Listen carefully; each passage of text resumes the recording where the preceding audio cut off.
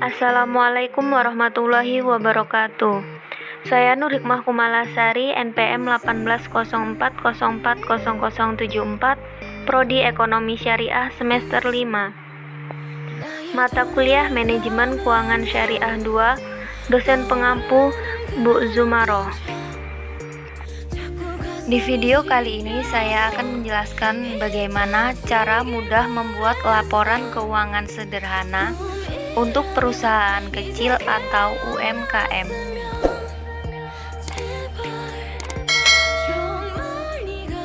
Dari video observasi sebelumnya itu, bahwasannya sudah disimpulkan terdapat adanya kelemahan dari usaha ayam geprek ASI, yaitu pemilik usaha belum melakukan adanya pencatatan laporan keuangan secara menyeluruh. Dari berikutnya itu tentang pengertian laporan keuangan secara sederhana adalah informasi mengenai keuangan sebuah perusahaan yang dapat digunakan untuk melihat bagaimana kinerja perusahaan tersebut dalam suatu periode tertentu. Selain itu juga terdapat jenis laporan keuangan berdasarkan standar akuntansi keuangan. Yang pertama, laporan laba rugi. Yang kedua, neraca atau balance sheet. Yang ketiga, laporan perubahan modal. Yang keempat, laporan arus kas. Yang kelima, catatan atas laporan keuangan. Oke, selanjutnya itu ada contoh laporan neraca. Laporan keuangan yang dibuat pertama kali adalah laporan neraca.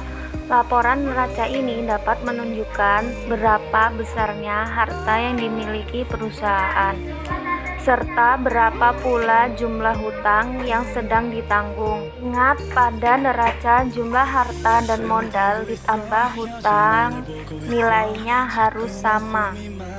Jadi, meskipun masih dalam klasifikasi skala kecil, perusahaan tetap tidak boleh mengabaikan pembukuan laporan keuangan. Kebanyakan dari mereka hanya melihat omset besar lalu tidak peduli dengan proses arus uang sebenarnya. Padahal membuat laporan keuangan sederhana itu cukup mudah. Berikut ini cara mudah membuat laporan keuangan sederhana untuk perusahaan kecil atau UMKM.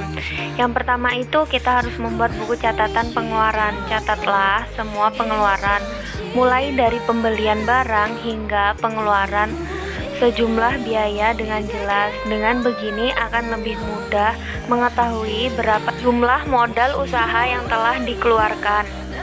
Yang kedua, buatlah buku catatan pemasukan. Semua hal yang berhubungan dengan pemasukan, uang juga perlu dicatat dengan jelas, termasuk hasil penjualan barang hingga piutang yang sudah dibayar. 3. Buat buku kas utama. Buku kas utama ini merupakan gabungan antara buku catatan pemasukan dan pengeluaran yang digunakan sebagai dasar pembuatan perencanaan strategi perusahaan di masa depan. 4. Buku stok barang yang biasanya dipakai untuk memonitor jumlah persediaan barang yang dimiliki perusahaan.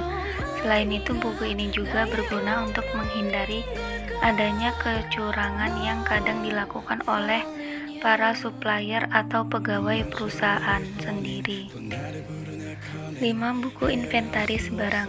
Buku ini digunakan untuk mencatat semua barang yang dimiliki perusahaan, baik yang sudah dibeli maupun telah diurus. Selain itu, buku ini pun dapat berfungsi supaya aset perusahaan tetap terkendali. Mungkin itu saja penjelasan dari saya, semoga bisa bermanfaat. Wassalamualaikum warahmatullahi wabarakatuh.